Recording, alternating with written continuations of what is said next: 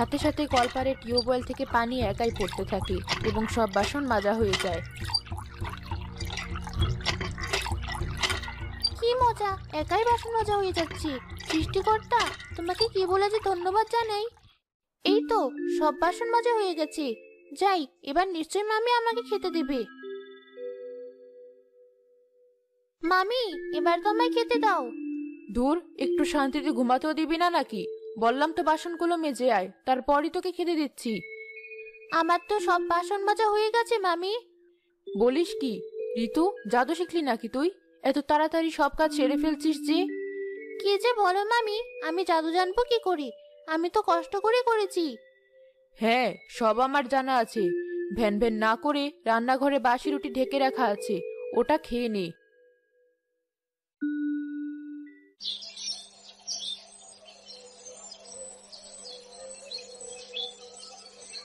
ঋতু ইলিশ মাছ খেতে খুব ভালোবাসে, তাই তো কিনে আনলাম। আজ মেয়েটা শান্তি করে খাবে। যাই, তাড়াতাড়ি বাড়িতে ফিরি। গিন্নি, কোথায় গেলে? তাড়াতাড়ি দেখো কি এনেছি। মা ঋতু, মা কোথায় তুই? বাইরে আয়। যাক, ভাবি অমন হলে কি হবে? আমার ভাইজান তো আমার মেয়েকে ভালোবাসে, আমি তাতেই খুশি। কি হয়েছে? ভর দুপুরে এমন ষাঁড়ের মতো চেঁচাচ্ছ কেন? আরে দেখো কত বড় ইলিশ মাছ। মা ঋতু, তুই তো ইলিশ খেতে খুব ভালোবাসিস, তাই এনেছি। যাও তো গিন্নি, বেশ ভালো করে রেঁধে ফেলো দেখি। ইলিশ মাছ? কি মজা, কতদিন পর ইলিশ মাছ খাবো। মামি, তুমি আমায় ইলিশের পেটিটা দিও। ঢং দেখে বাঁচি না, বাপ নেই মা নেই, সে নাকি খাবে ইলিশ মাছের পেটি? এই, জানিস ইলিশের কত দাম? যত সব বাদিক খেতা। মাছের লেজটা দেবো, ওই খেয়ে শান্ত থাকবি।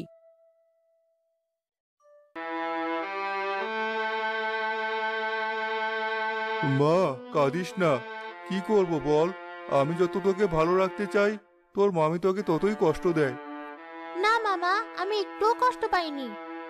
আচ্ছা মা, খাওয়ার সময় আমি চুপি চুপি তোকে আমার মাছের টুকরোটা দিয়ে দেব। না মামা, আমার লাগবে না। মামি দেখে ফেললে আমায় খুব মারবে। তোমাকে কিছু করতে হবে না। গাছ থেকে সব দেখে ভালো শাকচুনি রেগে যায়। ভাবি তাহলে আমার মেয়েটাকে এত অত্যাচার করছে? সামান্য ইলিশের জন্য এমন করলো? আমি আমার মেয়েকে ইলিশ খাওয়াবো। ভালো শাকচুন্নি উড়ে উড়ে সে মাছওয়ালার বাড়িতে যায়। জানালার বাইরে দাঁড়িয়ে দেখে ঘরের ভিতর মাছওয়ালা একাই আছে। এই যে মাছওয়ালা। আরে ভালো শাকচুন্নি, তুমি বলো তোমার কি সাহায্য লাগবে? তুমি আমার জান বাঁচিয়েছো, আমি তোমাকে যে কোনো সাহায্য করতে রাজি।